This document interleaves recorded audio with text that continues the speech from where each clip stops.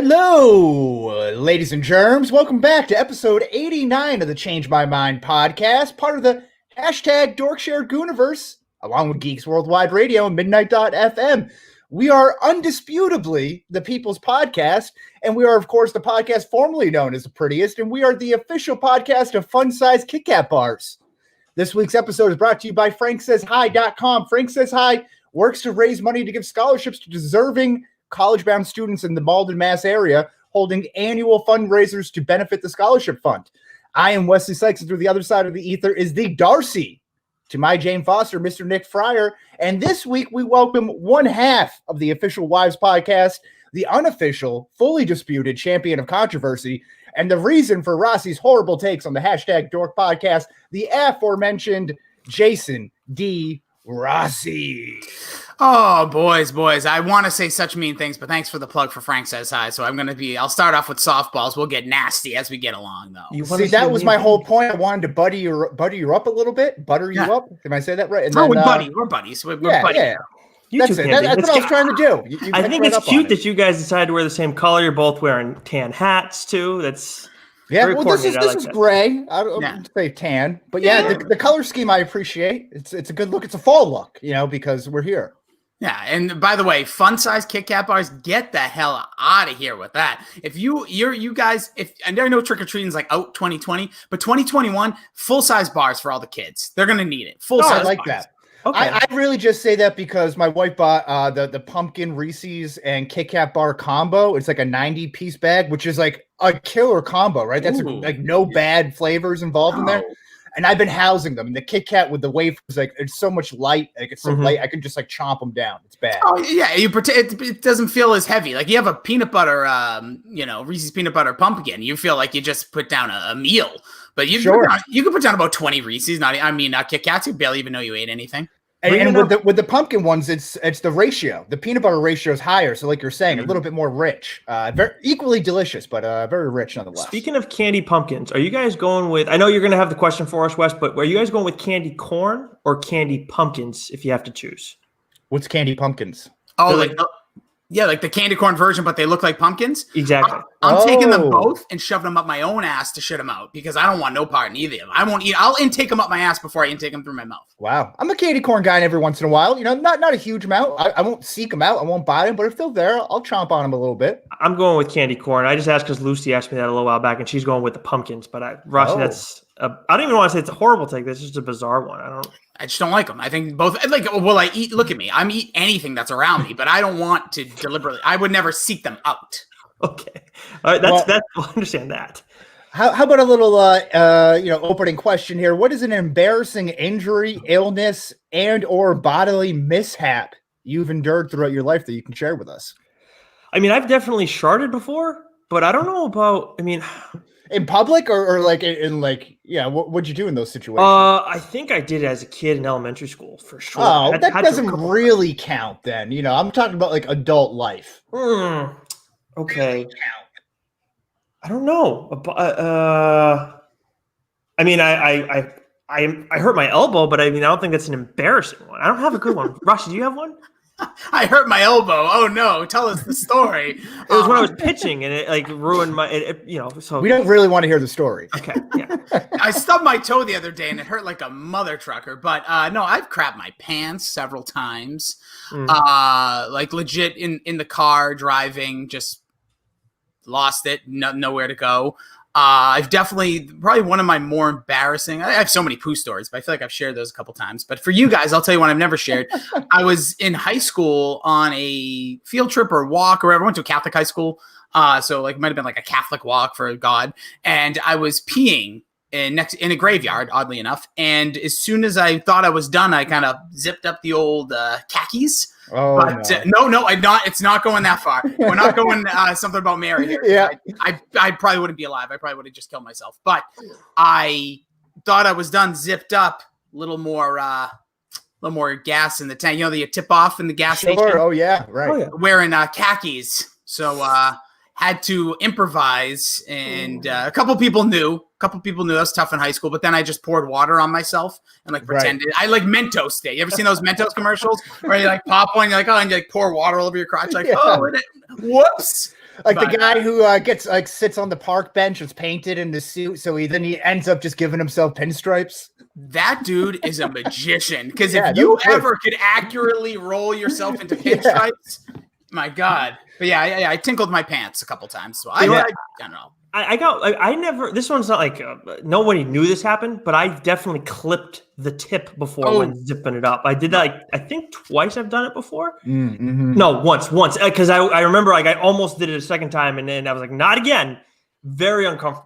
You know, I don't want to describe it, but it wasn't Franks and Beans. It was just clipped the tip. Just a little clip. Just let you know it's alive. Make sure you know it's there, right? Yeah, it had definitely been on the sidelines for a while at that point. So that's no fun.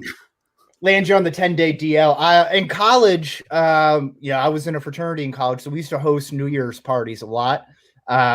And so, like, whenever you host a party, where you kind of get excited, like you spend the whole day kind of cleaning and setting up with your buddies and all that stuff. So you're doing a little bit of drinking. Like the party inevitably starts a little bit early for you. And I remember one night before the ball even dropped, I went upstairs. I was feeling a little dizzy, a little woozy, if you will. And I go upstairs. I locked the door because I didn't want anyone to come in. And not only do I shit, but I also throw up at the same time. Ooh. But in the toilet, like in one setting, not at the same time, but like separately, but in one bathroom visit, and then promptly passed out and never flushed the toilet. And I was like passed out like a goddamn murder suspect scene. So for like a couple hours, my friends were looking for me, and they bang down the door. They get up into the bathroom, and they find me with like shit and throw up in the toilet and passed out like a dead person on the bathroom floor. And my buddy Rob Luckett, I'll never forget this. This was like mobile uploads when like Facebook mobile was like very new. Just took a picture of the toilet bowl and said "Happy New Year's" from Wes and tagged me on it. And it was very embarrassing. They ended up shaving my legs. Like I woke up the next morning and didn't realize it. Like my friends were just like shaved part of the back of my legs and figured it out the next day. Yeah, it was fun. It was a good time. It's college.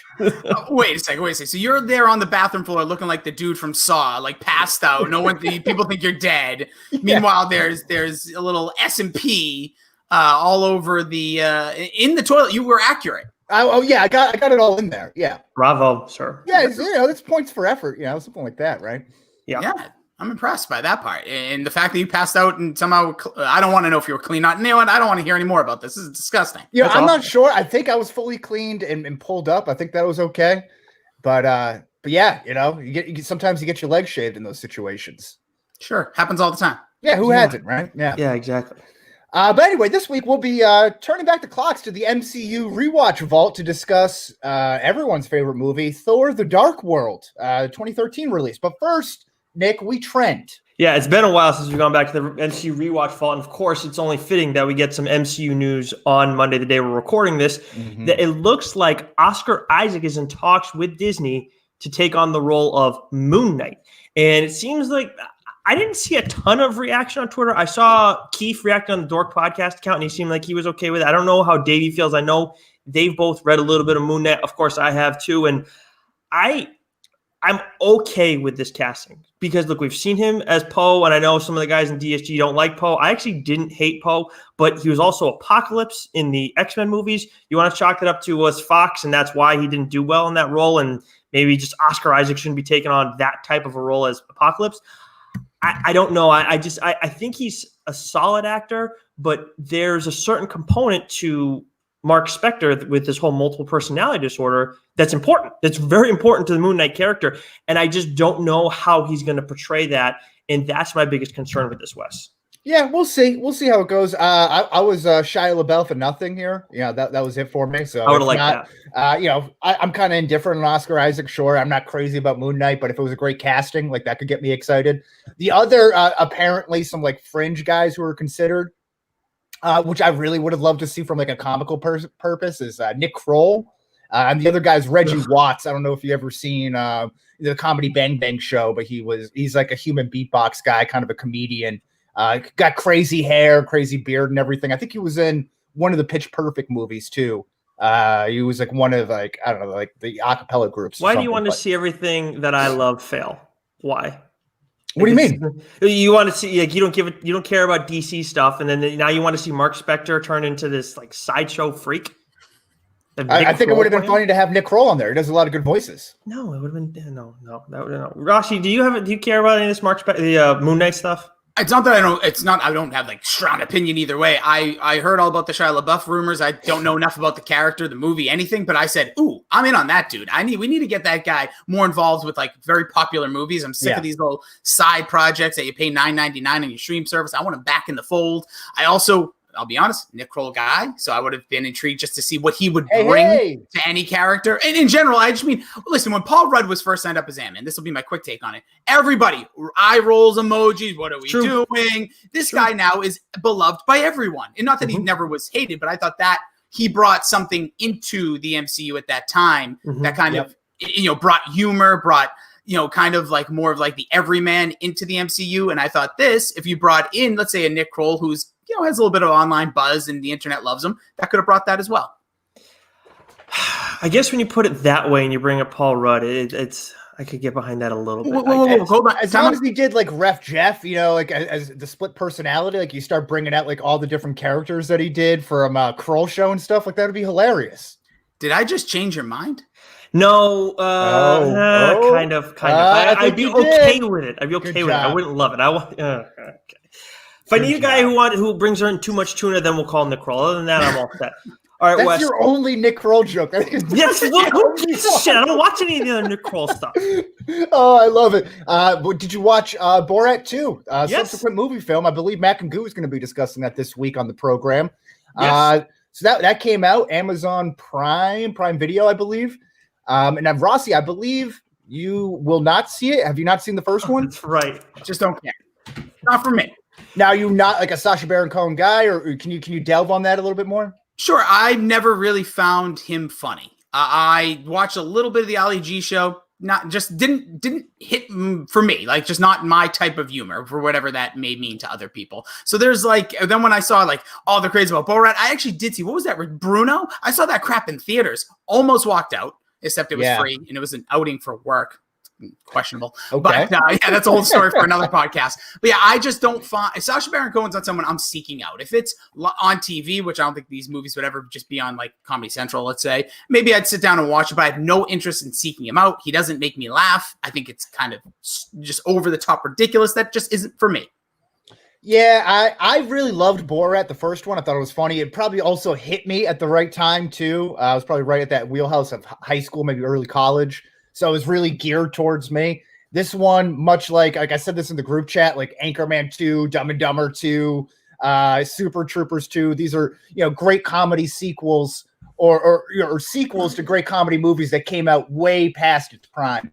And it just wasn't for me. I thought it was tired, lazy. If you're a big anti-Trump guy, you'll probably find some of this stuff funny. I think it's just kind of plays the hits of all the Trump jokes and a lot of there's it just seems very forced. Like one of the guys changes his name and he became too popular or something. And he's like, so he changed his name to Jeffrey Epstein. And it's just like, all right. I thought it was fine. There were some funny scenes. But just overall, I don't know. I'm not sure if it's worth the hype. So I said a 63 in the group chat. I might go lower. I liked Hubie Halloween better. I thought Hubie Halloween was a more fun time than this movie. Well, I like Hubie Halloween, and I definitely I think I like Hubie Halloween more than this. But I thought I give it I'd give it probably like a 70. I would say I thought it was fine. There were the moments with the real people. It's real, like not the scripted stuff. I thought was still pretty funny. It's more outrageous than anything, I guess. After the fact and talking about it with Lucy on Furlough Friends, it's like, yeah, you know what? There are things in here that's I was on before that I realized now it's a little bit funnier than I thought when I was watching it. I guess. So it just felt very I thought the stuff that they talk about with the cell phone when he gets the cell phone and he goes into the electronics store and stuff that was funny, but again also kind of predictable. Someone who doesn't know anything about the internet. Takes the phone and looks at porn and a penis inevitably pops up. It's a very short line to A to B to C with these jokes here. And you don't have to be a king of comedy to really, see where it's coming from. But Rossi, how did you know that this wasn't going to be for you, the first Borat? Because Bruno, I never saw. I heard it was going to be more outrageous than Borat, and Borat was, I think, outrageous enough for me. The best way to, I guess, just like I said, I watched Ali G. nothing about Sacha Baron Cohen appeals to me. And it's not like people want to burn me to the ground because it's like everybody has this stuff in their life. Like you guys have definitely, there's things that I've watched or you'd be like, just not for me. And I'm like, all right, shit, all right. Yeah. I look at things as, is it worth my time? And I saw this release, everyone, oh my God, this is gonna be the greatest thing ever. I'm like, I bet you it's gonna suck. 1, 2, I don't think it's gonna be worth my time. So that was what happened years ago. And you're right, I was much younger. I was much more into stupid shit. And I bet you I would have liked the first one maybe at the time, but I don't know. I just didn't give it the chance. And I'm not saying I'm not trying to say it's not good because I didn't see it. I just assume that it wouldn't be worth my time. So I'm not going to waste my time to try to force myself to give myself the time to put my time into time, if time's sake. Time. Got it? He's starting to sound like Kanye West over here. Just has no idea what's coming out of his mouth. Well, look at that. You set yourself up perfectly for that's right. Segue here. So, now Kanye West praises Star Wars prequels in his much-awaited 3-hour soiree, sonnet, symphony, as he even described it, with Joe Rogan over the weekend, slamming the Disney sequel trilogy as, quote, corporate while in the Joe Rogan podcast. So first, did you like the Rogan interview with him? I only heard this clip because this is the only thing I cared about.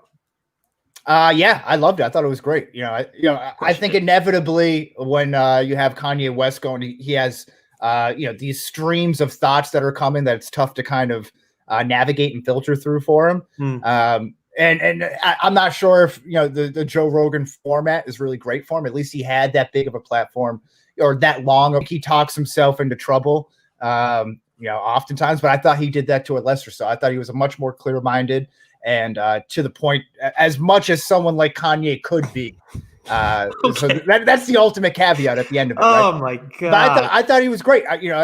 And listen, I think he's more self-aware than people would like to give him credit for, even more so than he would probably give it himself. I think Billy and I talked about that, and I thought you saw a little bit of that. But listen, a lot of people will give him crap for running on a platform, but listen, not to get too political, I'm pretty sure Donald Trump had a failed run a presidential campaign before running in 2016, and people thought he was crazy and everything like that. So this stuff happens. So I mean, it does.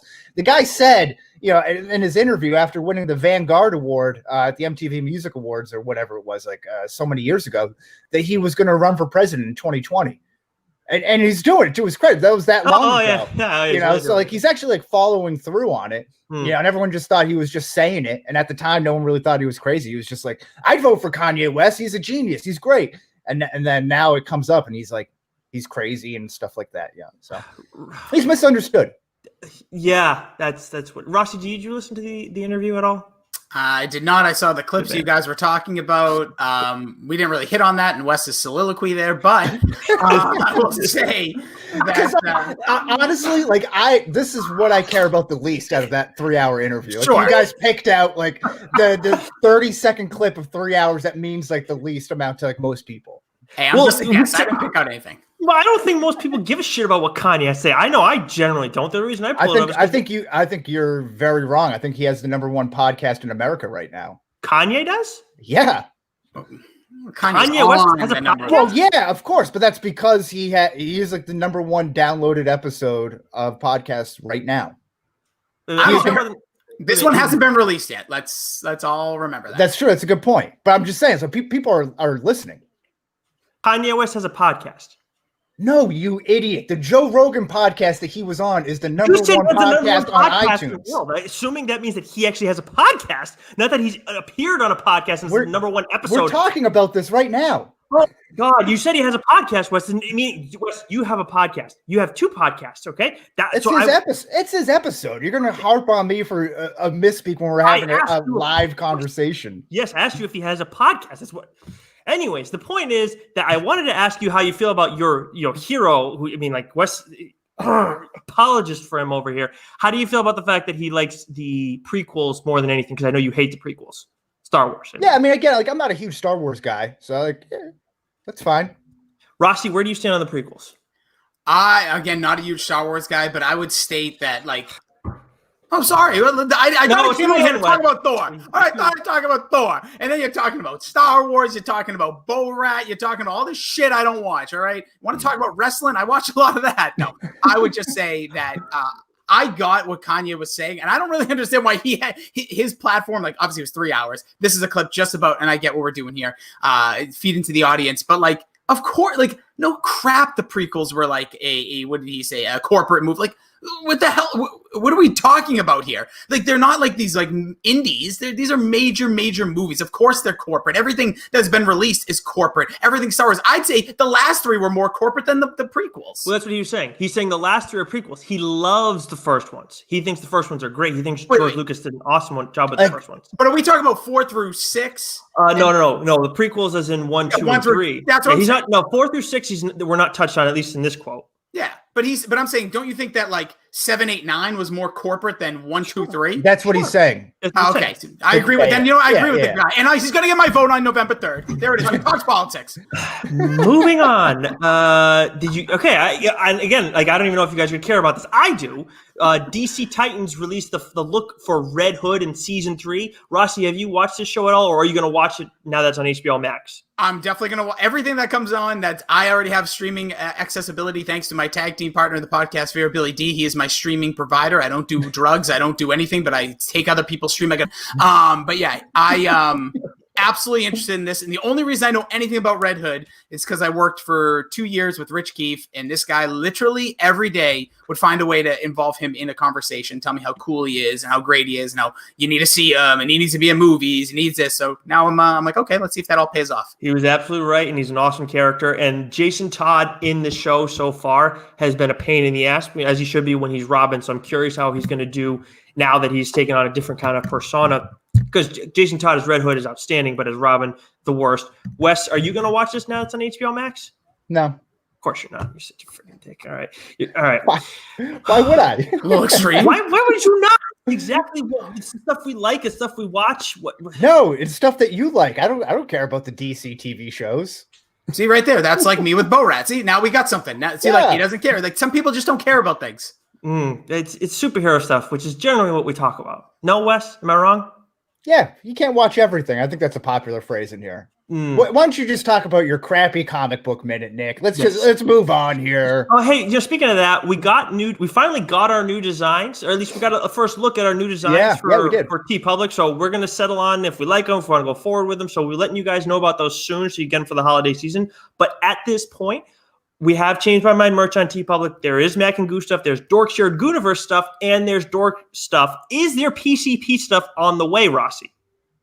Maybe 2021. It's been a weird year. Of course. Okay. All right. So for the comic book minute, great job, Rossi. Billy D makes all the great stuff, and you guys can't get a friggin' PCP logo shirt. Maybe we're going to take it to another website. Maybe I'm going to take it through a PayPal. Maybe I'm going to want the money direct. Who knows? Okay. Well, I like that. I want to buy it, Rossi, is what I'm trying to say. I have Mac and Goo stuff. I have Dork stuff. I would like PCP stuff. Okay. I want to get addicted to the content. Anyways, for the comic book minute this week, DC has Red Hood, speak of the devil, issue 50. This is an oversized issue because this is Scott Lobdell's last issue on the character. And I've already read it. And look, there's been a lot of ups and downs over the last, I don't know, it's been a while. It's been frustrating. I'll say it's good that we're coming to an end with his run, but there's going to be a reset with all of DC because the whole future, I forget the name of the event that's coming up in January, but anyways, there's going to be a whole reset with DC. So I'm not we're not going to get a new in-depth look with this new writer necessarily. We also got John Constant Hellblazer 11, which I've been loving. I think this ends at issue 12. So make sure you guys pick up that first trade. The second one will be on the way soon. Dark Knight's Death Metal Rise of the New God. I'm going to be reviewing this as well as the other 2 on Geeks Worldwide. I haven't finished this one yet, but it should be good. Batman 3 Jokers, the final issue of that comes out this week, and that has been an awesome series. And Joe and I will be talking about that on TLDR this week. We're going to be actually spoiling that one a little bit later on in the episode, so we will. Don't worry, Rossi. He is very aware that he's going to get called out if he spoils anything. Okay, all right.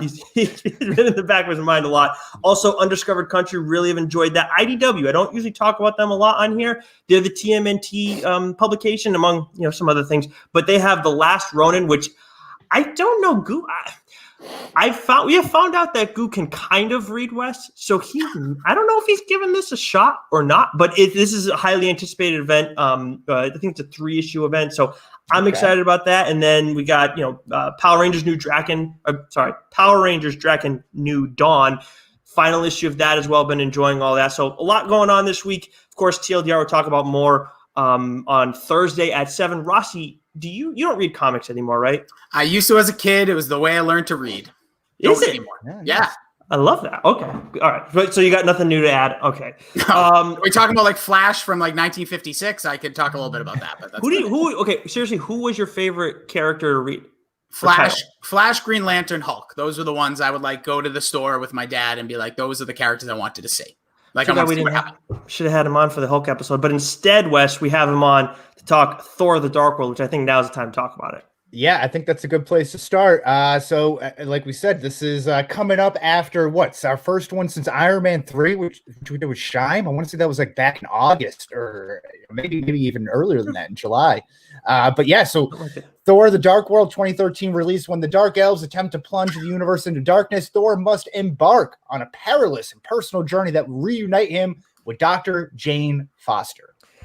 Oh my, how the turns have tabled. Now I have to try and cipher. Hey, you set me up. This is it here. I appreciate it. All right, this is directed by Alan Taylor, who also was in charge of Mad Men, Boardwalk Empire, Game of Thrones, and it stars Chris Hemsworth, Tom Hiddleston, Natalie Portman, Anthony Hopkins, Christopher Eccleston, Idris Elba, Renee Russo, and Kat Dennings. What are the ratings for this, Wes? So this got a 6.9 out of 10 on IMDb, a 66-76 split on Rotten Tomatoes with a critics' consensus of, quote, "It may not be the finest film to come to the Marvel Universe, but Thor the Dark World still offers plenty of humor and high-stakes action that fans have come to expect."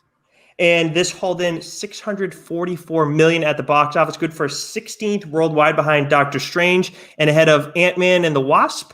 Worldwide, 206. That's worldwide, 206 million domestic. That's 20th behind Ant-Man and the Wasp, which made 216 million, and that's ahead of the original Thor, which made 180 million. 8.75 million opening weekend, and spent 2 weeks at number 1 and 6 weeks in the top 3. Wes.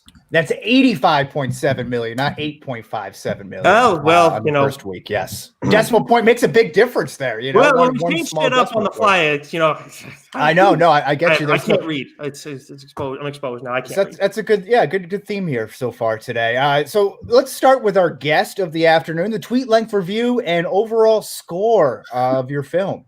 I love the tweet length review. I think I'm already halfway through. I would just, the way I looked, I actually really liked what the IMDb to like summed it up, but I look at it as it was a movie in my review, like from 2020, looking back, a movie that you, not you, the listener, probably don't think you like. If you rewatch it, you will enjoy the entire time through.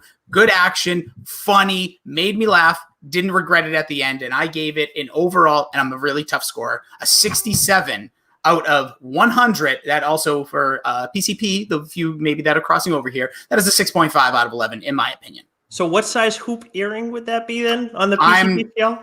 I'm married with a kid, bro. I have no idea what that shit means. We'll have to work Billy D. That's a great clip right there. I think we should just clip that at some point. I like that. Nick, what do you got for your tweet length review and overall score? Okay, after everything that happened throughout the Infinity Saga, I highly recommend everybody go back and rewatch this. Still not at all one of Marvel's best movies, but far better than I remember. And I'm surprised, now stepping away from my tweet length review, I'm surprised, but I'm giving this a better grade than Thor. I always thought this was worse. I always thought this was the worst one ever, right next to Hulk. I'm actually giving this a 78 out of 100, Wes. Wow, so that's big. That's a nice little last second bump. I think we're all right around it for the most part. I'm probably a little bit, I don't know, I'm probably right between Rossi and Nick here. I give it a 73 out of 100, so slightly above Thor, just under or just above Incredible Hulk. So it's still in that bottom ranking for me right now. But this wasn't as bad as I expected. Tweet length review right here. First time watching it ever. I've never seen it before. I think it still kind of falls into Thor 1 as taking itself too seriously, but Loki really saved this movie. I thought he was the best character out of this. And, obviously going back with revisionist history with the importance placed upon Avengers Endgame with this movie kind of retconning some things and placing new importance on it.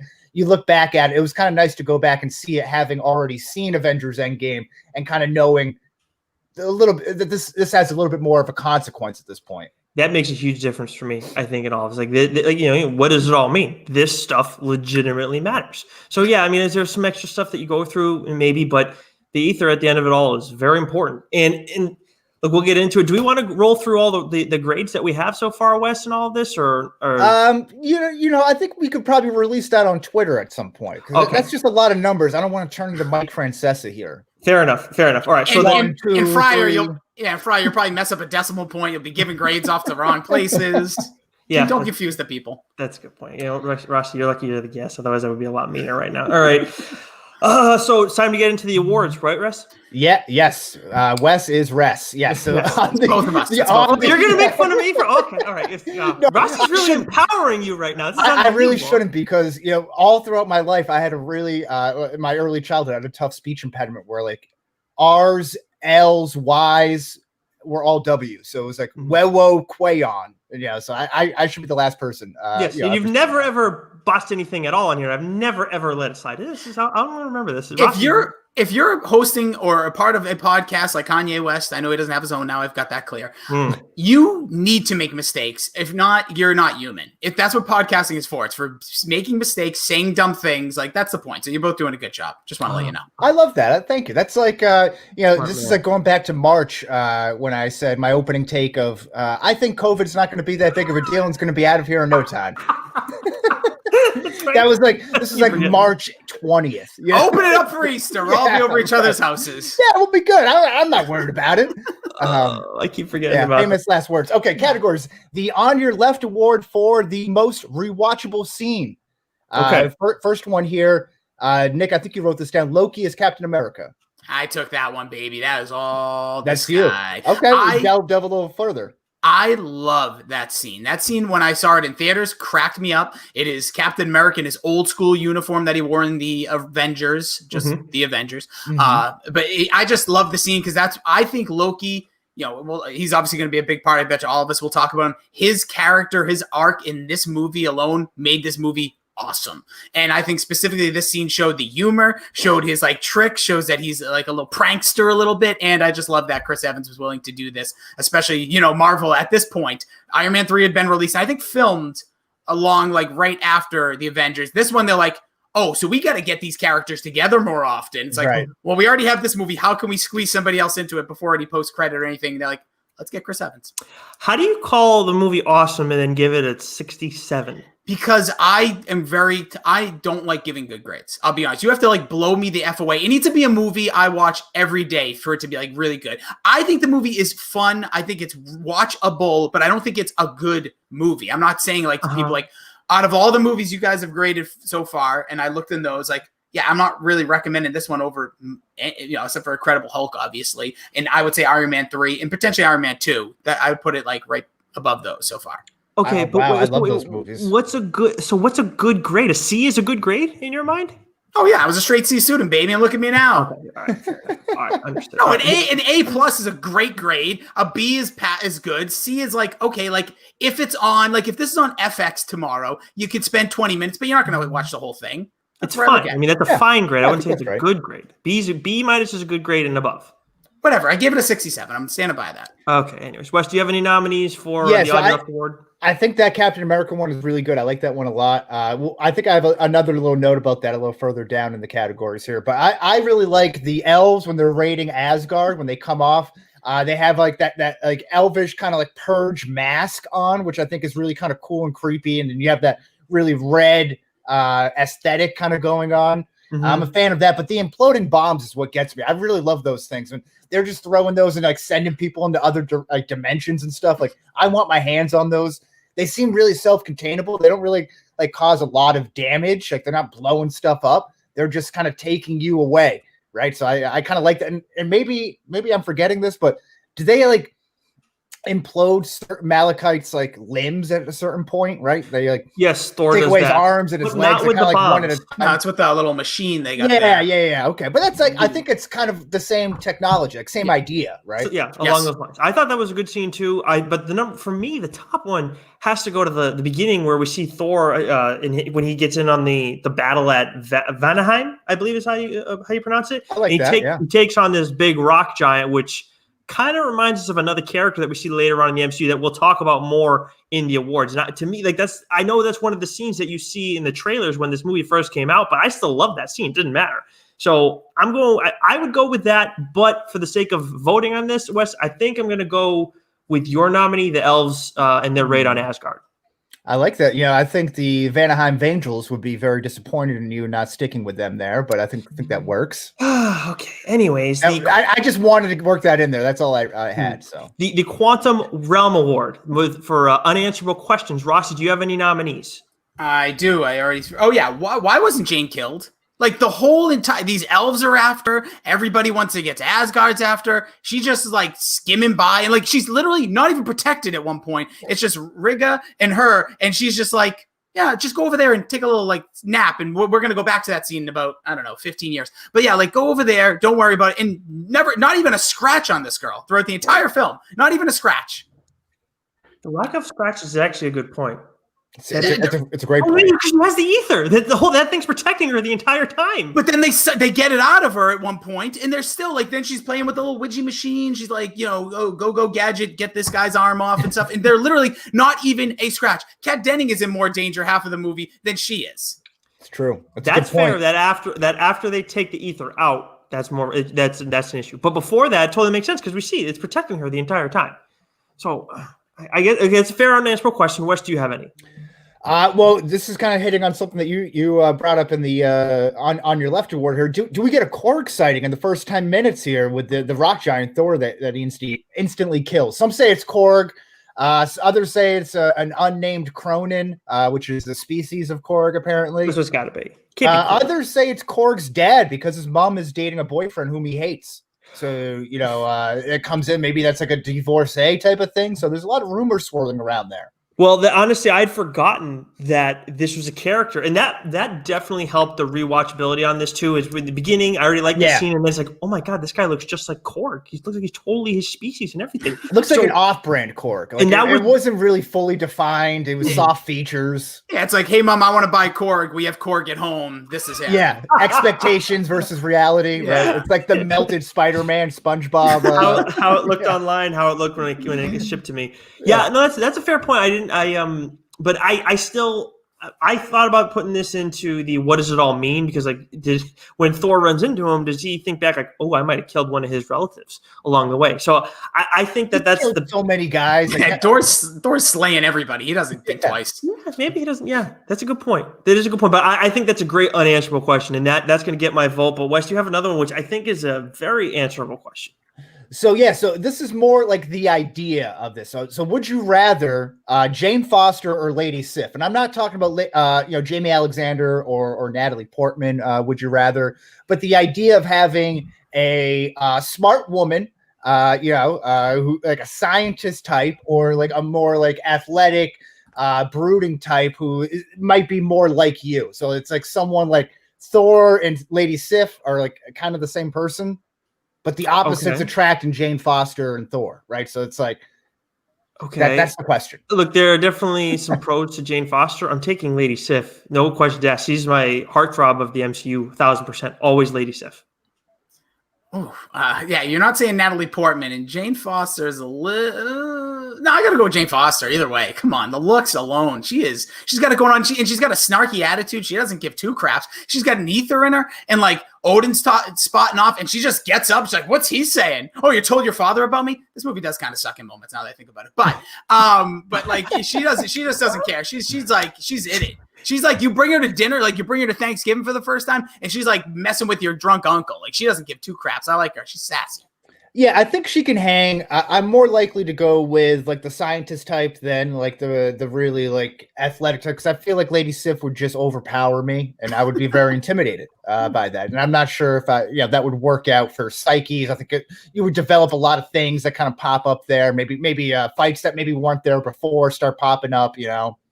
Some people are into that. I'm just saying. Absolutely. Whatever she wants to me. I don't give a damn. I'll tell you this is a follow-up question. Is Renee Russo in your top 5 movie MILFs? Renee Russo? No, just in general. Oh, She probably falls like at number 6, like right after Lisa Ann. So I'm not going to go through my 1 through 4, but.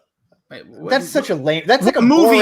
What movie is Lisa Ann in aside from She's in a lot of movies, Rossi. This is Nick's mind. It's MILF, popular name. Pick it out now.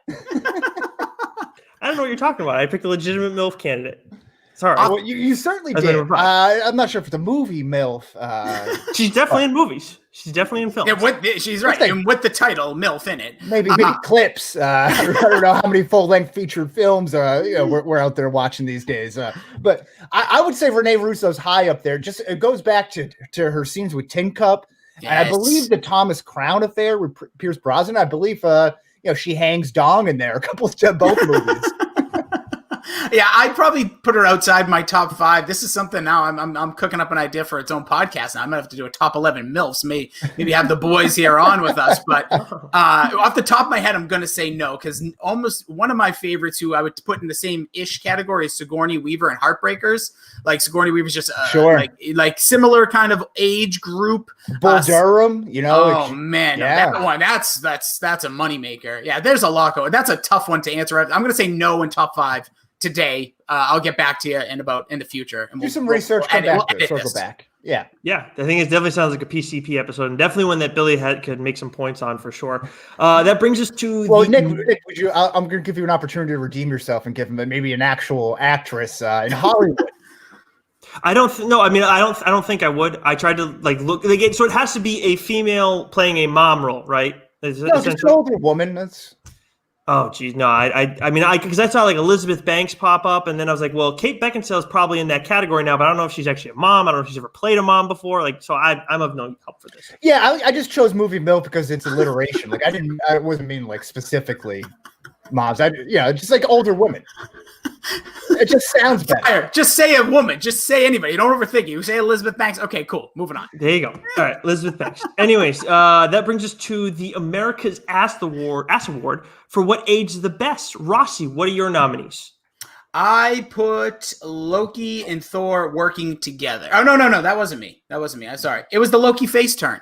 It was when he became this movie, which I know at the end we can, a little shade of gray and we know what happens going forward. But Loki throughout this movie, he was the bad guy 2 movies ago. The major motion picture of the Avengers was Loki is the bad guy. We got to beat him. We got to kill him. We got to do everything to get him out of there. And now in this movie, he goes from the worst baddie bad that almost destroyed Earth to he's not so bad. We should probably release him. We might need his help against these elves. And it's awesome to me. And his quips, his quick, wittedness, his magic, if you would. He was just really, really fun to watch. Every scene with him was a scene stealer. And I just love the arc of him going from the bad guy to kind of ooh, do I trust him? Do I not trust him? To, yeah, we got to trust him. And he kind of pays off in the end with that. So he was great. Okay. Yeah, I think it's a pretty good nominee, but Wes has a couple that are pretty good. Yeah, so I love the face turn. Anytime you can roll in a wrestling reference in there, I appreciate that. I'm sure you do as well. But speaking of what you already touched on, Thor, Loki working together, that kind of buddy cop duo. And they're kind of adversaries, but obviously they're brothers, so there's a lot of love for one another. But you kind of have that, brother rivalry, hatred thing kind of going on, love-hate thing going on. And I thought they really worked together well. And again, this pops back up in what? I can't even, what other movies? Thor Ragnarok, later in Avengers Infinity War, and all those other movies as well. Mm-hmm. So I think that's really great. I enjoyed that a lot. What else you got for me, Wes? Natalie Portman, just in general. She's kind of been out of the limelight recently. She came back, obviously, with Endgame, with her cameo there. But I haven't seen a whole lot from her, right? It's Black Swan, I feel like, was the last thing that I really remember her from. And that's certainly memorable for other reasons. Right. But I thought she aged really well. She's a real sweetheart. Once dined out at the Legal Seafoods in Long Island that I worked at, and I believe it was Thanksgiving Eve, maybe a day before Thanksgiving in that time. She was a little drunk and fell, and she was on a high top table, high heels on, so she would step down. Ankle gives out a little bit. People turn and look at her, and she tries to blame it on some water. And I'm like, no, Natalie. It's the wine. It's the wine. Wow. Okay. So I think the design of Asgard itself, this came out in 2013 and still holds up now, 1,000%. I'm watching it, and even the armor, as much as it's it's a little old school, it's medieval and everything. These, we're talking about essentially gods here. The Asgardians. So I think it's appropriate, and so that whole design, how they did everything there, the CGI, looking at it now, this is 2013. I'm thinking, yeah, if somebody told me this was. Even if this was made this came out just this year, I think I would buy it for pretty much everything. There's the only moment that was probably was maybe when Loki, quote unquote, died. That was the only moment that was a little bit weird. But outside of that, I thought everything in terms of CGI and design held up. Lady Sif, for me, I think. I mean, look, like I said, she's still to me the most attractive female that we've seen play a significant role in the MCU. I'd still take her.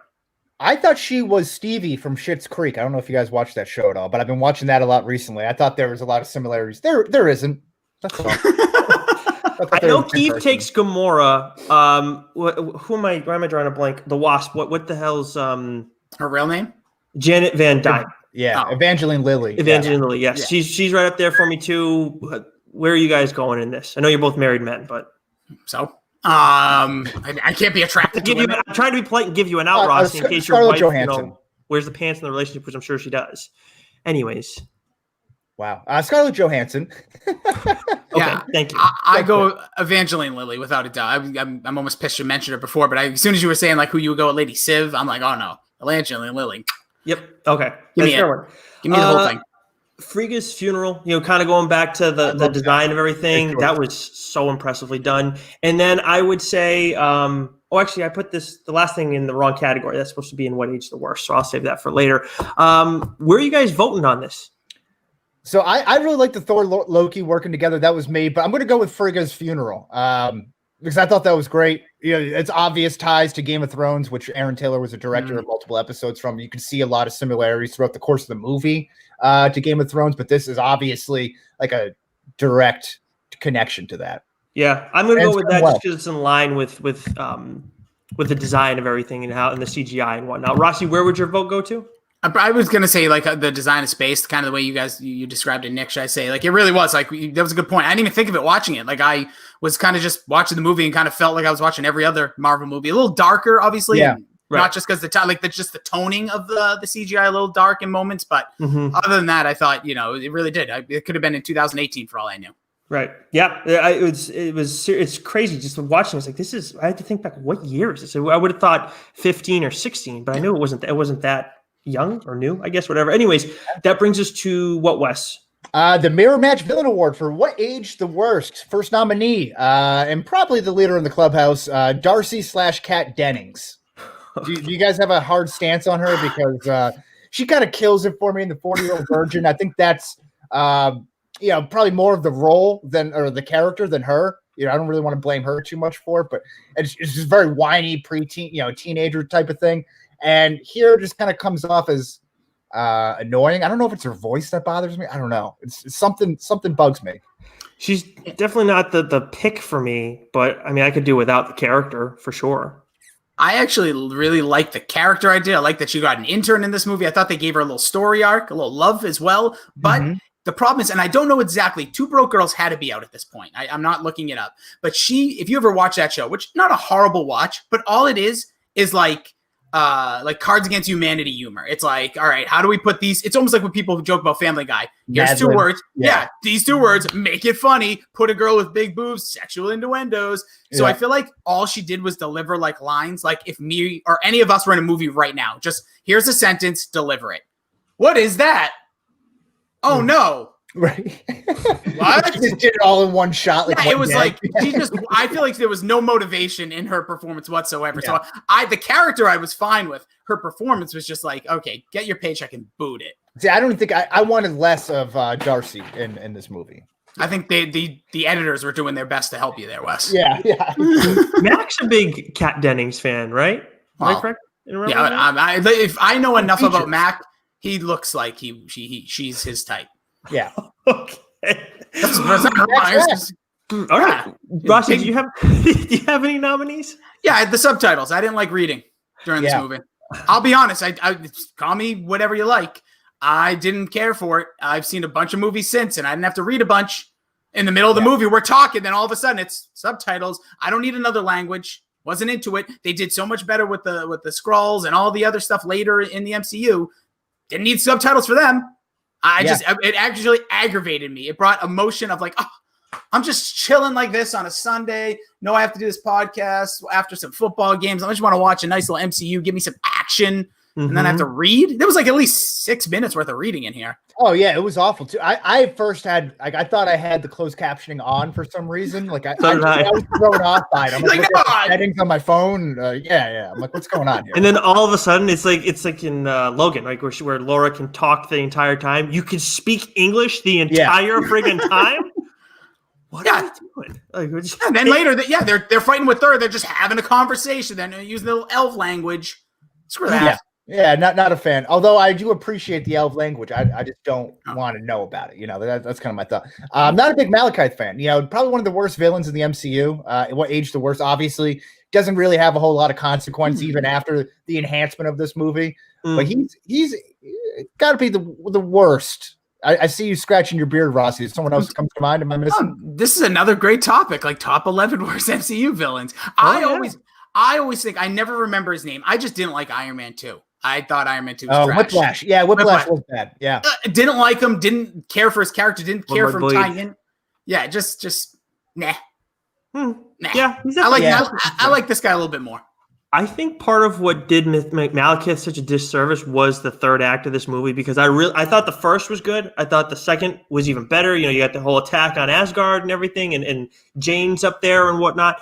But then we get to the third, and it just seemed like everything was so, I don't know, it felt like forced, it felt clunky, and to me, that was something that didn't age well. But I think my top nominee has to be what didn't age well was Thor's diet. Clearly, we saw in Endgame let himself go. That's true. Oh, yeah. But he's still, and we're at the point of what age the worst. I'm trying to understand, because we see Thor again before Avengers Endgame in this. Right, but since this movie, it has clearly gone downhill. I see. Yes, because you get So I'm trying to understand. So would his diet at the time age the best because it's gotten worse? I would say no. His diet was good at that point, and look, we always kind of fluctuate with our definitions and everything of stuff. Yeah, so, that's a good. I'm trying. I think I'm twisting myself into a pretzel here. Well, I'm trying to, I'm pulling a Rossi here and bending the rules, or I guess what people do on PCP. I'm taking the rules and bending them to my advantage. No rules. What? No rules. It's like the Outback, bro. Just no rules. I like that. Okay, see, my votes for the subtitles on this that was definitely a nuisance for me. Okay, and Rossi, I take it that you're voting for your nominee. Yeah, I don't like to read. Okay, yeah. I thought that was great. You know what? In Borat 2, way too many subtitles. That definitely knocked it down like 10 points at least for me. That was freaking brutal. All right, Wes, this is your bread and butter here. What does it all mean? Award for top Easter eggs and in the MCU. Yes, the mid-credit scene here. Volstagg and Sif visit the Collector and entrust the Aether. Or is it Aether or Ether? I don't like that spelling of it because it always screws me up. To his care, commenting that with the Tesseract already in Asgard, having 2 Infinity Stones so close together would be unwise. As they leave, the Collector states his desire to acquire the other 5 stones. So really sets up the idea of the Infinity Stones all in one place. I think the Tesseract was already introduced at this point, but again, we know everything is out there at this point. So I know that for we know these the end credit scene, the mid credit scene. We know these, and Stanley, we go over them every time. But for this one, it did raise a question for me. I had forgotten that the Collector was like, I want to get them all. I think this is the first time that we hear this. Was he trying to collect them all for Thanos? Because I can't remember if that was the case. Because we obviously see him pop up again in Endgame when the Guardians go and try and get Thanos there. Do you guys know? Yeah, that could be. That's a I don't know the answer to that, but yeah. I think he was, but I don't know for sure. Obviously, I'm not, I'm more of the movie side than the comic origin side of all this. But the thing with me with this, I thought the Collector was going to be like more of a Nick Fury. Like we were going to see more of this story. Yeah. I kind of feel let down with the end of this whole saga that the Collector didn't have a little bit more of like tie-in or like what was it like, or is like to say, what was his deal? Like what was the deal of the Collector? I feel like we didn't get enough. What does it all mean? What does it all mean? It's a good point. It's a good category. I think that's a great point right there. End credit scene. In the post-credit scene, Foster and Thor reunite on Earth while somewhere in London, a frost monster from Jotunheim, accidentally transported to Earth during the final battle, continues to run amok. Yeah. See, normally I'd be the bigger person and let this go, but from where? Where is that? Jotunheim? Jotunheim. There was only like where the majority of the first movie was set, where Loki's from. Yeah. That's sure. I don't have an excuse for that one. That's just damn ignorance on my part. Okay, yeah.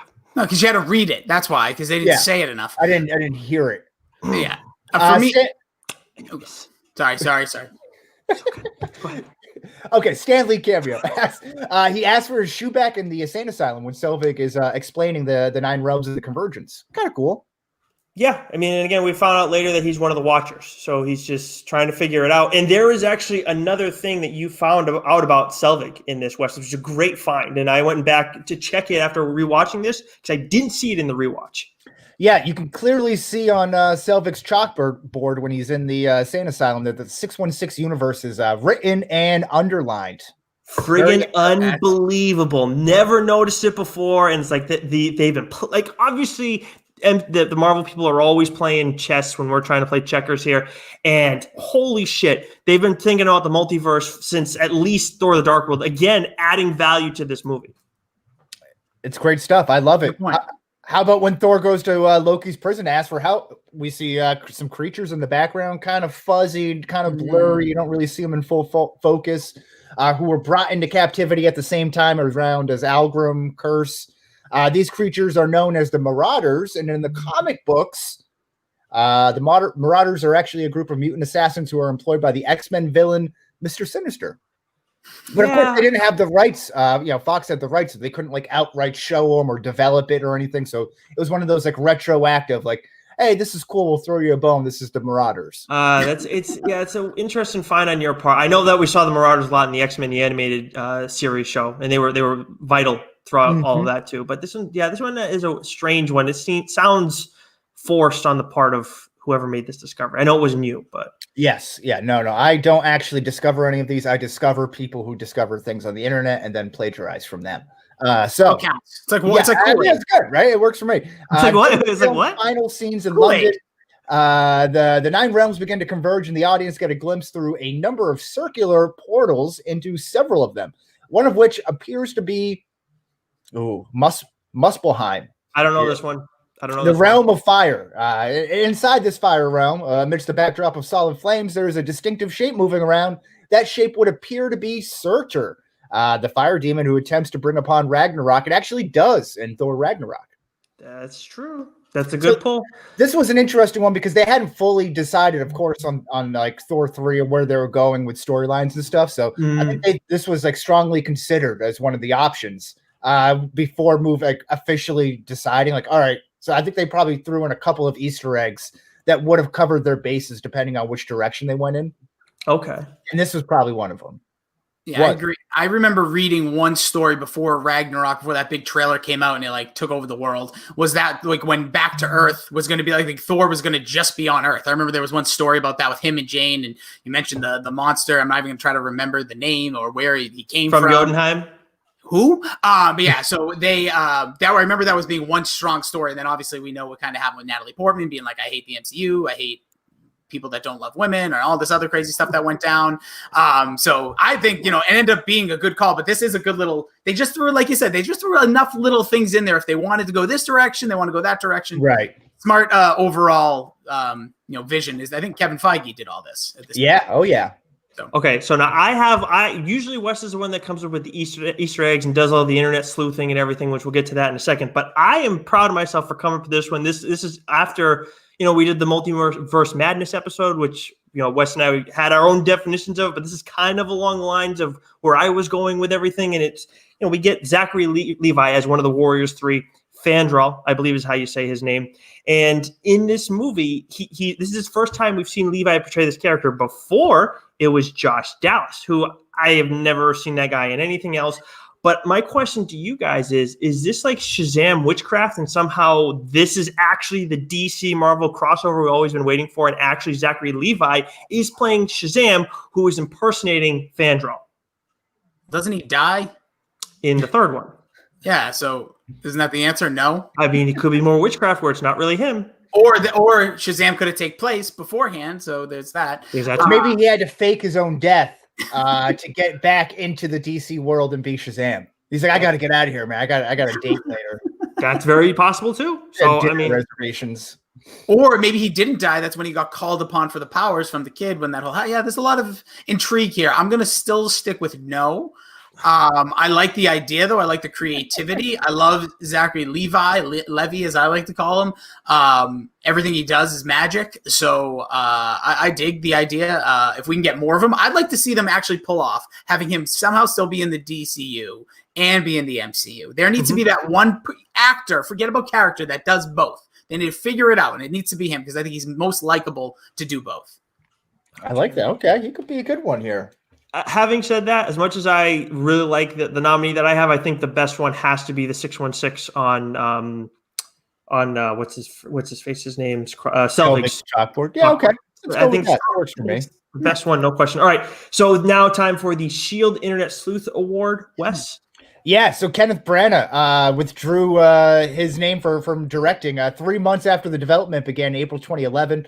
Patty Jenkins who directed Wonder Woman, was considered and actually signed on and developed some thoughts. And I think this actually goes to Rossi's point, where she was talking about kind of doing like a play on Romeo and Juliet, where Thor and Jane are one is on Earth and they can't get to one another. They can't find one another. When they do, Malekith comes and he's been hiding the ether and like Earth this whole time, or something along those lines when I was reading. But I think, that was kind of touching on what you were saying, Rossi, right?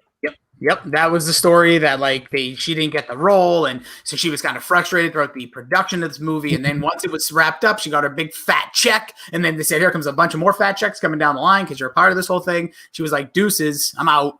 Yeah. And then she made Wonder Woman, did her own thing, and did great things there. Taylor wanted the movie to be more grounded than Thor, which is, of course, inspired by his work on Game of Thrones. So again, definitely more down to earth, not as Shakespearean as Kenneth Branagh went with it. And again, I think you can really tell the Game of Thrones vibes in here when they're just kind of sitting around after a battle, eating, and they have all the women and everything around them, and they're just kind of hanging out in this dimly lit, I don't know, shed. That's like a Game of Thrones vibe to me. Definitely. Yeah. So do you got any other ones, or are we voting on those two? Well, no. As you can see here, there's 3 more. The Elvish language is definitely based on European languages. So this was made up. So this is there's some Finnish in there, just for the logistics and rhythms. Some more syllables. Excuse me. That was very difficult while doing remaining naturalistic. These are quotes from Chris Eccleston, who played Malekith. So he also said the role required 6 hours of makeup and 45 minutes in wardrobe a day. Very really? Yeah. That's friggin' brutal. See, but this is why Tolkien, what he did with Lord of the Rings was so impressive, because he created an Elvish language. Quick aside, Rossi, where do you fall on that Lord of the Rings, Harry Potter debate that we had a while back with actually your co-host, Billy? Yeah, awesome job by you guys. That was so much fun. Wes, I didn't even know if you were on that episode, but the episode was so good. Yeah. But I don't watch Harry Potter. Harry Potter is another one of those ones never seen. It's on all the time. I just not interested. A little bit after I got to that age, kids started reading that. I was a little bit older, so I never got into it. Watched Lord of the Rings one day, all of them. What was that? I forget what it's called. We'll just call it the Ultimate Edition or something. It was literally 12 and a half hours. The extended cuts, yeah.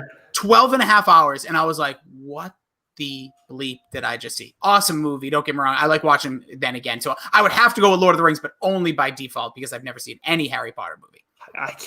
I love them both. I can't believe you haven't watched a single Harry Potter movie. Dude, it's too far gone. It's okay, I can't believe it, but at the same time, I can when I consider who we're talking to. Yeah, it's I never watched The Godfather. It's gone for me. I'm not comparing The Godfather and Harry Potter, but I'm saying there's that boat has left the shipyard. Is that the thing? The Godfather thing's so annoying. But anyways, Wes, what are your last two? So they rewrote and added in a whole bunch of scenes in post-production, particularly around Loki, because he tested so well and worked so well with the cast.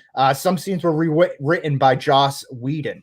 And particularly some of the ones, I don't know what comes to mind, but I think of immediately the scene with him and Thor walking through when he turns into Captain America. That screams Joss Whedon, that kind of fun, playful type of thing to lighten up the mood. Right. I don't know if that's just my opinion, but that makes perfect sense to me. Your last one, I think, your last nominee, I think, is going to get my vote. But yes, the Whedon Duff stuff does make a lot of sense. Chris Hemsworth was nominated and lost Best Shirtless Performance in 2014 MTV Movie Awards to Zac Efron for that awkward moment. Well, let's It's skip competition. Yeah, outdoor. I saw that awkward moment. It's like he's like outside. Oof. Exactly. Michael B. Jordan and the kid from Teller. Yes, Whiplash. Yeah, that was good. That was actually a decent movie. Yeah, it was fine. I have no desire to ever see that movie. Never did when I first saw it. What? You kidding me? It's not for you. It's not for you. You've watched that, but you haven't given Harry Potter a friggin' chance. We're talking apples and oranges. Harry Potter seems like I'm sitting down for a big Thanksgiving meal where that awkward moment's like literally a piece of candy that I'm just munching on because I'm bored. All right, get over it. You watch one movie and then you watch the next, and I'm surprised you're not making a case for the Harry Potter stuff. You're the Harry Potter guy. If he doesn't want to watch him, he doesn't want to watch him. It's a lot of movies. It's a lot to get into. 9. Is it 9 movies? 9 movies? I don't even know why I bother sometimes. Okay. I vote for the Chris Hemsworth getting screwed in the Best Shirtless Performance Award in the MTV Awards 2014. Yeah, that's a tough one. I think I'm going to go with the Loki stuff. I like the Loki stuff. I already forgot we're nominated, and I'm going to go with the shirtless part. There we go. Thank you. The Edith Even Dead on the Hero Award for who won the movie. Not a whole lot of options here. I'll throw out the 2 options, Loki and Chris Eccleston. I nominated Eccleston solely for the fact that he spoke a made-up language. Right, but you also don't like Malekith that much. I think Rossi's not. I think the Loki nominee is 1,000% where you got to go. The only other person I thought of potentially nominating, and I don't want to say anything because they may come up in. I'm not going to say anything. Loki's going to win. Just move on. Yeah, Loki 100% makes the movie, as we said from the top. No need to discuss there. The Stad Bucky Barnes Award for who lost the movie. I had Malekith in there, even though I had Chris Eccleston won the movie. I didn't like the character, but I liked the fact that Chris Eccleston was devoted enough to learn a language for a role. Okay. That's my thought on that. Rossi, do you have a nominee for this? The critics, because I think this thing comes off, or like not even like national critics. I think like MCU dorks or maybe nerds, whatever. Oh. Like I'm just saying, all of them combined, dweebs, all of them. Real quick aside. There was a little bit of time when I was working with Keith, and we would always talk. Like he would do dork, I would listen to it. I used to help like produce like slap thing together for him and post it. So I used to say, I'm going to make a response podcast every week. And I'm going to call it Dweeb. We used to joke about it. Well, I joked about it. He probably didn't listen because he didn't care. And I used to think about this all the time. Then when I found out like Dweeb, how like offensive that also is to people that are either dorks or nerds. It's very strange. It's a weird culture we live in these days. Back to the point. The critics on this one, viewers, they pan this movie. People talk about this movie like it's unwatchable. They're wrong. Like watching it again in 2020, whether you like what my thoughts on things or not, in Wes's or Nick's, I think this movie, at bare minimum, is watchable. You could sit down, you'll have some fun with it. And it's great, as like you mentioned, where Endgame did, I have my thoughts on Endgame, but Endgame kind of said, we're going to throw a little more salt on that meat for Thor the Dark World. So I think that also makes it a little more rewatchable. So I think the critics got it wrong, looking back a solid, 7 years now. Yeah, I think you're right about that. And Wes, I think your Malekith vote is a good call. But actually, quickly before I go to my nomination, dweeb is the one thing, Rossi, that if you like, I wouldn't care if someone called me a dork, if someone called me a geek, nerd, whatever. Like I would say I identify as a nerd personally, but dweeb is the one thing that it was a word that always bugged me a little bit. Even in high school. Because it's like a twerp. It's like you're a little guy. Like I guess so. I don't know. But I'm going with Richard, who was played by Chris O'Dowd, and he went on the date with Natalie Portman early in the movie, and obviously he struck out big time. Had no chance. Had to follow up Thor. I actually was almost going to say he could have been nominated for a winner in this one because in the very short time he had on this film was I thought he still stole those scenes. He was really funny in those sines. He was good. Yeah, I thought he was pretty good. Although I never really thought he had a shot at Natalie Portman. I thought this was just kind of like two friends meeting up. Like it didn't feel romantic at all. It was a day lunch. I felt very plutonic. Like I don't know. I didn't get relationship vibes on this. Seemed like a first date. They barely knew each other. Maybe like set up friends from coworkers or something like that. She wore a dress. He felt, he thought he had a chance. Clearly, he called her back later and was like smitten by Natalie Portman. I can understand why any guy would be after going on a first date with her. But didn't she leave him like in the middle of the date? Yes, that's what I say. He was expecting a second date after that. It's like that. Yeah, that's why I say he lost 1,000%. So who's your vote go to then? Are you guys all voting for your own nominees? Yeah. I nominated the crit. No, I'll move mine. Well, what is it? Does my vote matter right now? No, it doesn't. Nothing really matters. It's like, what is it? Whose line is it anyway? Okay, so yeah, I'm gonna go with mine, the critics, because I think this movie was better than people. If people will take the time to watch it, it's a little bit longer than you probably expect. It's still under 2 hours, like just under, but it's worth it. Okay. The J. Jonah Jameson Award for Best Performance by a Side Character. Rossi, did you have a nominee for this? Eric Selvig, this dude slaps in this movie. Naked, running around. He's a maniac in this movie. They turned him like loose. And then somehow at the end, it's like all goes back to normal. He's fine. He's not a madman. You guys are the crazy ones. And he helped save the day. I thought it was just like, I don't know if he just wasn't available for the whole movie after he did his little Tesseract post-credit scene, the first one. They're like, yeah, we're going to make this guy a whack job or something. Or I'm only available for 2 days. What do you want? Nudity. So I thought he made me laugh what they did with this character because he just was going so mad with this whole what's going on in the universe. And then he also was a big part of the saving the day. I dug him. Nothing more reassuring than finding out the world is crazier than you. Wes, did you have a nominee? Yeah, Renee Russo, I thought she was great in this. Obviously, a little more importance given how everything played out in the MCU timeline. But again, I thought she was a great addition. Like, part of me wonders like why she was even involved in this movie. She feels like a little too big for that role, and I wish they kind of gave her an opportunity to expand it a little bit more. I love Renee Russo. Again, Tin Cup, Tom Crown Affair, big fan. Let's go through the IMDb. Yeah, I think you both bring very strong candidates to the table, and I'm going to vote on one of yours, not for my nominee, although this character had my attention every time she was on screen, and that's Lady Sif. But if we're talking about strictly performances, she did a good job, but I think both of yours did better. I am actually going to end up going with Wes's nominee for Renee Russo because I just felt like she's a character who, did we see much of her at all in the first Thor? I don't know if she was barely on screen. And this time, like, you feel her loss, you feel her death, you feel her being motherly when Jane comes, like, meeting mom for the first time and all that. So I'm going to go with Renee Russo here. Okay, I like that. I like that a lot. Meeting mom for the first time. It's it's a very important part of dating. So it's true. That is absolutely true. Especially when she has an ether inside of her. So there's a lot going on. It's like basically. He basically brought home a pregnant girl when you really think about it. That's right. Yeah. Thor, you dog. Hey, Mom, remember I told you about Jane? Well, I got some more news to tell you besides the fact she's here. Oh, man. All right, Wes, do you have any nominees for my favorite award, the I Am Inevitable Award for Best Quote? Yeah, so I thought what you just said about Dr. Eric Selvig was a really good one, which I can't think of right now. I'm going to screw it up. There's nothing more reassuring than finding out the world is crazier than you are. Yes, thank you. But my actual contribution is Trust My Rage. Again, I think this is a Loki strong movie. He's definitely the linchpin to this, and this is kind of a critical point where Thor is coming to him, trying to convince him to help him with the master plan to kind of save Jane Foster and destroy Malekith and all that stuff. So he's like, Thor is like, I wish I could trust you and let you help on this. And he's like, trust my rage. And it was awesome. It was well delivered.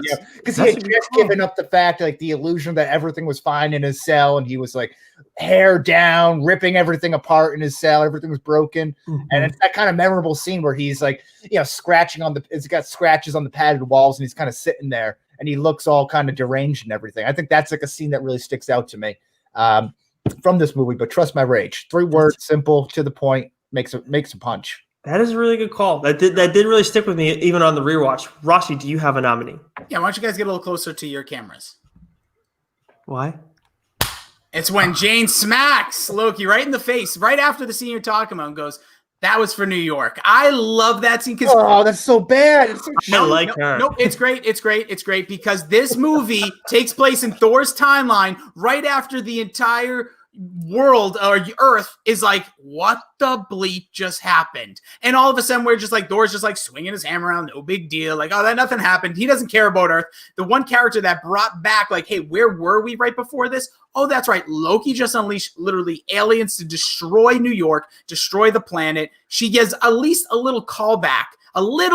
There's nothing else that reminds us that, oh yeah, a year ago we just released the biggest movie of all time. So Jane gives us a nice little smack across the face. gives him a little, that was for New York. Yeah, it might be cheesy. Yeah, it might feel like a Rambo or like a Schwarzenegger line from the 80s. I have to tell you, this comes after Iron Man 3, which does touch on the events of the Avengers in New York City and everything, like heavily. But I'm talking about for Thor's timeline. Like, this is the first time we see it. He literally is like, had a shawarma. I'm cool. I'm up in space again.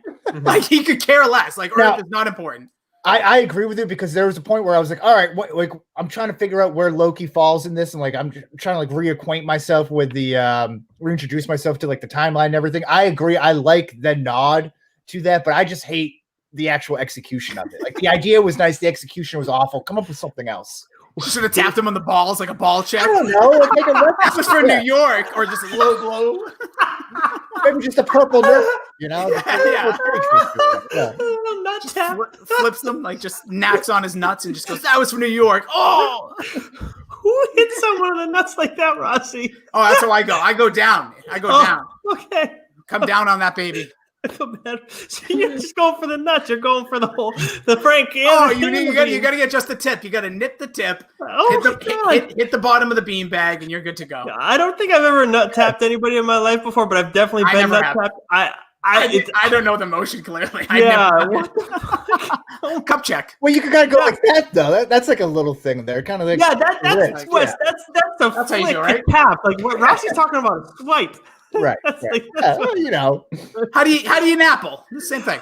Oh God. So, anyways, there were quite a few lines that I enjoyed in this movie. I thought that Wes brought a really good one to the table. I think the Selvig one was one I originally had written down. That's why I have it to memory, not because I love that line so much, but I thought, as much as Wes didn't like the "you told your dad about me" line, I thought that was funny. I got a little bit of a chuckle out of that. I also thought when they're making their escape from Asgard, and then you see Loki. I'm sorry, if Thor and Loki are in the Dark Elf ship, and then Jane passes out, and then Loki says, "Oh dear, is she dead?"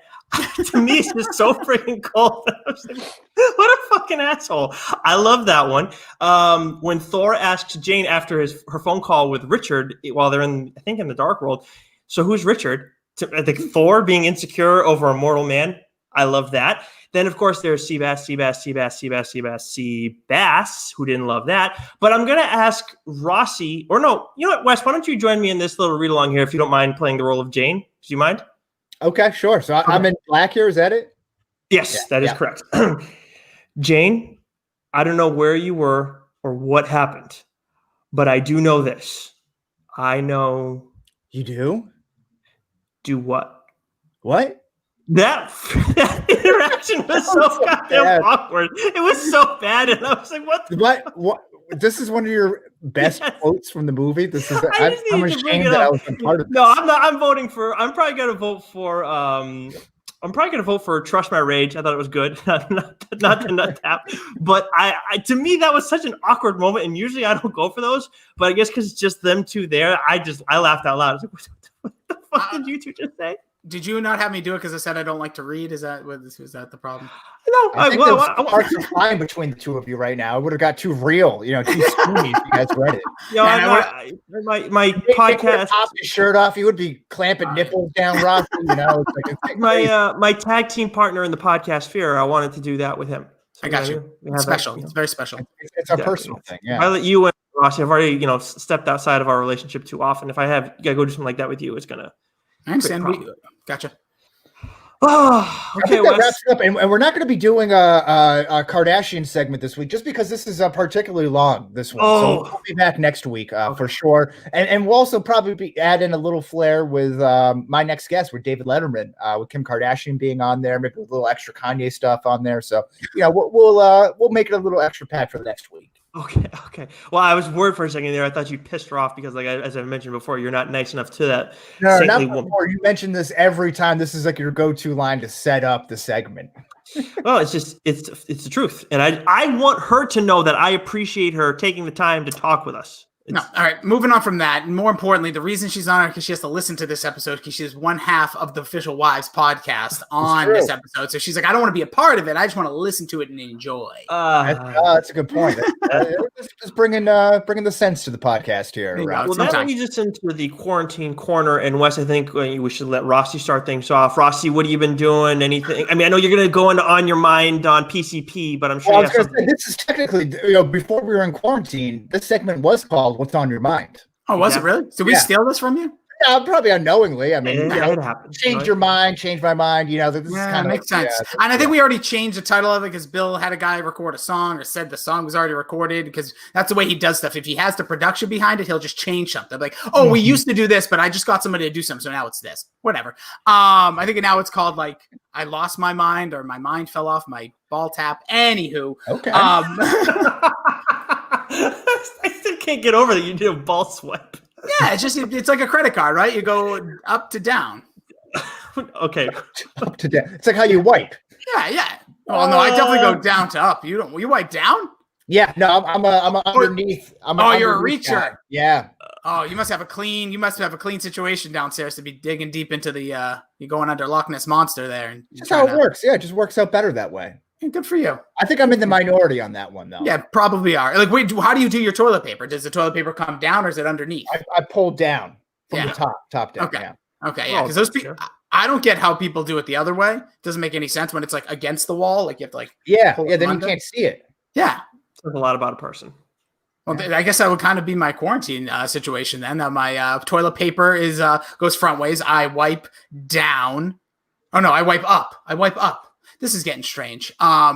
But aside from, no, you know what? Really quickly, if I'll just do a plug because I know I'm on like 800 podcasts this week. I feel like Fryer. But I will say that I've been watching a ton of horror movies, and I've come to realize. I said this a little bit on PCP recently.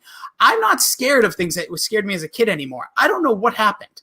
I don't know if the age just cut. I don't know if it's children in my life. I don't know. But like The Strangers, that movie, terrifying. That scares me more than ever. Every other movie I've seen. So I've been rewatching along with the top 50. So like The Ring. When I was a kid, The Ring, couldn't go to sleep that night. Paranormal Activity. Scariest movie I ever saw in the theaters. Laughed during it this time. I don't know what. Something's up. Something happened. Wow. Or maybe I'm looking for something different. Like looking back. Or maybe I just know what's to come. And the original the 2-part family series there that was on like TV. That scares me too. The new nah. So I'm just noticing. I'm not scared of movies that I used to be scared because you're a dad now and you got to be brave for everybody. I guess so. That's where the dad train went. It definitely didn't go here. I guess it went here. Yeah, exactly. I'm excited for that episode. Yeah, it should be good stuff here. I finally went to the doctors. I had a horrible case of poison ivy, pretty much from like the top of my shoulder down to like the middle of my forearm and like underneath. And it was really bad. I just like neglected it. I just was using like calamine lotion and it wasn't working. And it was actually so bad. I also got it there and on my butt cheeks. And like on my butt crack, but never went anywhere like lower than that. I don't know how it didn't. Wait a second. Arm, shoulder, down your arm. Yeah. Butt cheek into the not like in, but like on the turn, if that makes sense. Okay. Like the cheeks that touch. Show me. But not like okay. Yeah. But so regardless, it was tough. Like it's like very uncomfortable to have to put ointment there. So like I finally went to the doctors. First time I've been to the doctors in like 12 or 13 years. Put me on some steroids. Good as a goose right now. All dried up. Nice. Wait a minute. You haven't been to the doctors in over over a decade? Dude, when I was younger, I didn't go for the dentist 8 years, doctor like 10 years. It's stupid. It really is dumb unless you're an idiot. But I feel great. I feel fantastic. I take my take my multivitamins, I take my vitamin C, I take my vitamin D, I got a little zinc in me, we're good. How about elderberry? You down with the elderberry? More of an elderflower guy. That might actually be what I meant to say, but yeah, no, I'm no, elderflower is the alcohol, right? No. Elderberry. Big Monty Python fan over here. I thought for sure, Wes, you were going to use Rossi's whole toilet paper bit into somehow segue that into your stuff because it would make perfect sense with the ass crack, Right. Oh yeah. Yeah. Well, I mean, I'm talking. Brought it up. Yeah. Never mind. Okay. Anyways, it is uncomfortable though. So I did. So as for my contribution to the quarantine corner, just so we mentioned it last week a little bit that we might have something coming up for you guys down the line. Well, it looks like we have a Friarside chat that's going to be coming out on Wednesday. Rossi, we have. I don't think we. No, you should know who we're talking about by now, but we're not going to reveal it yet. You guys will make sure if you're not subscribed to the channel already on iTunes, Stitcher, Spotify, whatever you are, so that way you can catch it. If you guys like some of the interviews you've done so far, in terms of guests, I'm very excited about who we're going to talk to. We haven't done it yet at the time we're recording this, Wes, but you and I will be in on it, and I think we can reveal that Goo is going to be in on it with us as well. So it'll be menage a trois. Yes, with our guests, and it'll be very exciting. Also, totally random, but since we have one of our music guys on from the hashtag #DorkSharedGooniverse, I did want to share. I found this song. I'd heard it over the summer, but I hadn't gotten it on my iPhone yet, and that's "Champagne Night" by Lady A. And I have some country music friends. Friends that are fans of country music, and I always, run by different stuff that I find, see if they heard it first or whatever. I introduce it to them, and this has been out long enough that I had thought they'd hadn't heard it. So for any of our listeners that are country music fans, Wes probably wouldn't want you to listen to our show if you are a country music fan, but right. I love country music, and I highly recommend this show.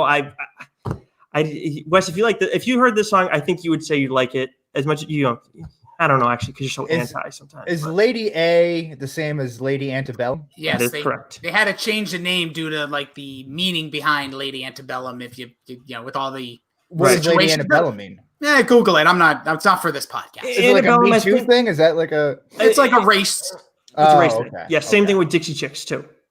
I'd heard about that. That seems more benign. Dixie. I don't know anything about Lady Antebellum, but yeah. I know the Antebellum has something to do about the Civil War period. I just cannot remember for the life of me what it is. But Rossi, you guys ever going to do a country music stuff on PCP? If Billy was on here right now, oh yeah, man, yeah, we're definitely gonna do it. We love country music, but I'll be realist. I don't think so. I'm not gonna say no. I'm not gonna confirm no. I'm not just here to please. I would say probably not, but you never know. Next summer, maybe when we're dipping into that April, May time when you start warming it up, we'll do like a Nickelback episode, then country music. Okay. All right. Nickelback with some butt rock, some good butt rock in there. Similar, very similar. Like people listen to that stuff. And I dig it. That's not disrespect. I think people hate on certain things, but love other things that are very similar. Okay. All righty then. What are you guys doing this week over on PCP? We are going to be reviewing the 1984 Nightmare on Elm Street. I'm trying to get Billy to be scared. Billy hates scary movies. So this is another thing when it goes back to my Bo Rat thing. Like Billy wasn't interested in scary movies. Like if Billy said, "Hey, I want you to watch this for our podcast," I would say, "Sure, dude. If you wanted me to watch the Bo Rats, I would do it. If we thought that was good enough." I'm not against it. I'm not like this anti. It doesn't interest me. I have no interest. So Billy is complaining about it in the dork chat, but never came out right and asked you. Never asked. Never said. That's Bush League. It's fine. No, but that's fine. That's our relationship. We've been friends forever and a day, like you guys are. So that's part of it. I understand. He takes the poop shovel and puts it on top because as long as the thing with Billy is in our friend group in real life, he's the guy who gets crapped on a lot. So here in this one, he sees I'm getting crapped on, so he enjoys taking the opportunity. Yeah. Oh yeah, and that's why. But that's a good thing to be. We're all friendly. I think Wes one day described it so damn well right here on this podcast. Was the multiverse? He's talking about rubber bullets, and I think that is the best way to describe the Dork Shared Gooniverse.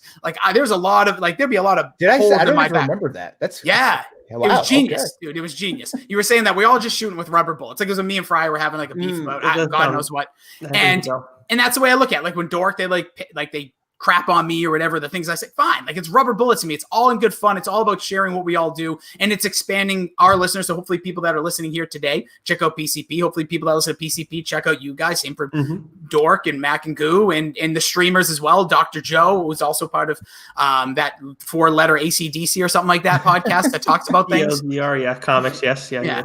You guys should change the logo to look like ACDC, by the way. Oh, there we go. That's a Billy D thing. We'll talk to him about that. Yeah, that's also the thing. The guy's a freaking genius. So if he wants to crap on me, but he makes good graphics, all good on my part. Yeah, bury me down, baby. Bury me down. Amazing graphics. Wes, we're going to be watching and listening to Rossi talk with Mac and Goo over on #Dork with Davey and Keith about the horror movies that they voted on for this month. What did Mac and Goo talk about? I think you mentioned it earlier. Yeah, Borat's subsequent film. But Rossi, I appreciate Rossi coming out here and doing the full 10 rounds with us here before getting into the movie draft. Or whatever. The top 50. That's got to be another long podcast. You're the marathon man of the night. Yeah, I'm not feeling good about this today, but I hope I didn't bring any sluggishness at all here. I'm not going to bring it there. I'll probably have to. I want you guys to actually, since people will probably. I'm sorry. Did one of you guys just fart? I went. I wish. I wish. I am full of gas. But I thought I saw someone shift, and then I heard that. I'm sorry, Rossi. Yeah. No, don't be sorry. I want there to be like an over/under on how many words I say during that podcast, because I'm guessing it's going to be hard to find your spots. So are you going to be like Nick during the Office season 1 episode? No. You got 7 minutes without not by choice, not because I don't know what the hell I'm talking about. I mean, like, wow. Okay. See, no. Here's what happened with that one. All right. Now, all right, guys, change my mind at change. Oh, no. Yeah, no. What happened with that was I go in and I come with some takes, and you talk about rubber bullets, but I could tell how visibly offended Keith was when I said that I did not like Michael Scott. So look, Keith's supposed to, exactly. Keith was, and it doesn't happen often. So that's why I was so thrown off by his reaction that I was like, you know what, I'm going to take a step back. I'll let Keith have his fun and, slap around with Billy and everything because they both love it. And then I'll just, pick my spots from there on out. And I get what Billy said. I didn't talk for like 7 minutes straight or whatever. Ooh, big deal. Well, Rossi, you said, let's have a poll afterwards. Let's vote on it. And Richard Keefe, right? I did not say yes. Let's have a poll. Oh, you didn't? You go back and listen. I said, I want no poll on this one. I want no poll. I don't like polls, to be honest. I think you said that you wanted a poll because you knew you listen to the 14-hour podcast we did. Trust me. I'm going to go back and find it, and I'm going to cut it up. I'm going to put it out because I know that's the freaking case. And my point was, you were going to beat me in the poll, and guess what? I almost beat Keith, who everybody says is unbeatable in those polls. Yeah, because you were like begging for votes. The poll, I didn't even retweet. You got a campaign for shit. Because that poll was useless. It was an election year. It was, but that poll made no sense. It was who did the best during a podcast. It's not even that's not even a good poll. Like this week, we did a season 3 of The Office, and we said these were the people that said their best episodes. Do you like one of these, or is there another one? That's a poll. When you guys put your poll together for all this, that's a poll, not who did the best job on this podcast. It was a PCP poll. You made it. I did not make it. Billy made it, and it was a bad poll. It's under the PCP banner. I have no idea. It was a thirst trap poll, and I don't stand by it. Well, we're ending on a high note here. We're ending on a high note, and we've been talking for a while. And I pitched this to you for November, Wes. We got to get we're not the podcast of controversy anymore, and I think we got to get back into some debates for the month of November. Yes, Ross. I agree. I was actually thinking though we introduce our movie draft idea. I think that's a good idea. Movie draft, like you guys draft the movies ahead, like for next year. No, that's a good idea. And then we keep points that no one really understands in the system, and then maybe update people throughout the course of the year. Yeah, and then whoever sets it up wins. It's perfect. Exactly. Unless then if you're losing, you change the rules that no one really knows to shift it to so that you do win. But yeah, so what I'm thinking is we take a year, say 2013 for example, and you have to draft a blockbuster, and a drama, a comedy horror movie, something along those lines. Good idea. And then you have someone come in, and then you have a couple of choices. I remember that idea. Yes, I do think that's a good idea. Maybe we'll do that throughout the course of the month, then, and we'll figure it out from there. What, Rossi? I got one last thing, and I'm so sorry, and I'm dragging this on. I know, and I hate to make that things longer. We said something a minute ago. We might as well end with a little controversy, I would say, right? Yeah, sure. Rank them. Podcast sensitivity level today. What do you think? So out of the 4 podcasts, who do you think is the most sensitive? Who do you think is the least sensitive? You can start least the most. I'll tell you, number 1 with a bullet is Dork.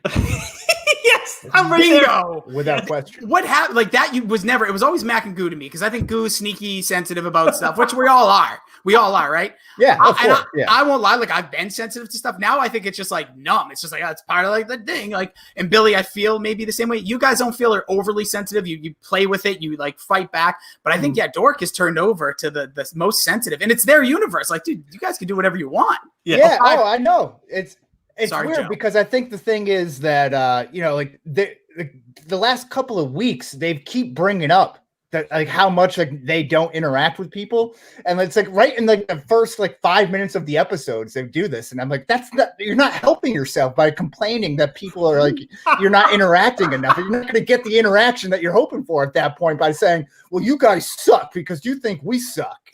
Yeah, I will What also are we doing? Yeah, the only defense I'll give them, they've also been under like legit attack in the past, and they've been able to kind of balance that. And Keith has dealt with a lot of that, but it's still at the end of the day, the sensitivity, like even when Fryer said when he came on that Office thing, Keith was like coming at it was like literally like Fryer's coming in to talk a little Office, and Keith was just haymaker. He bullied me into taking off my shirt, and then he body shamed me. Like it was like okay. And that's my thing with Keith. Keith, comes across as a big defender of the dork moniker there and everything. But Keith strikes me as someone who was like a real jock bully in high school. Probably like gave kids swirlies and was like bullied the dorks in there. So I have a little bit of problem for like real dorks on there that he's just going to come in on the block and kind of bully over the dork name.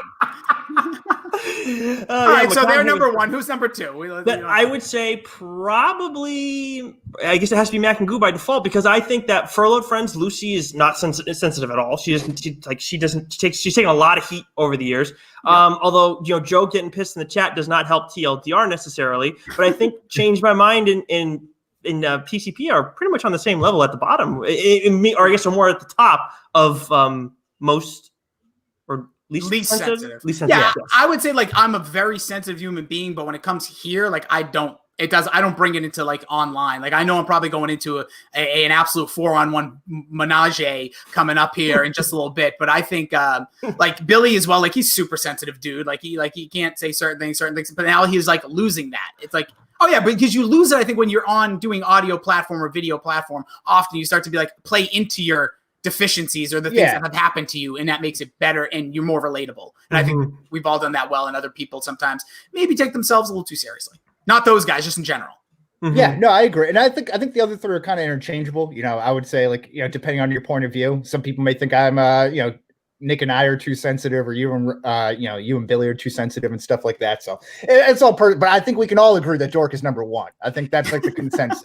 And it looks like Dr. Joe just put TLDR at number 3 in the rankings, right behind Mac and Goo. So there you go. There we go. Yeah, he admits to being sensitive. But yeah, that's it. So we got a lot of audio for you to chop up now. And for people to pick apart over the next week here in the group chat. So yes, it should be good stuff. Absolutely. So we're going to be working on this draft idea that Wes has. It's a very good one. We'll probably be having other people involved throughout all this. Rossi, thank you so much for taking the time to talk with us.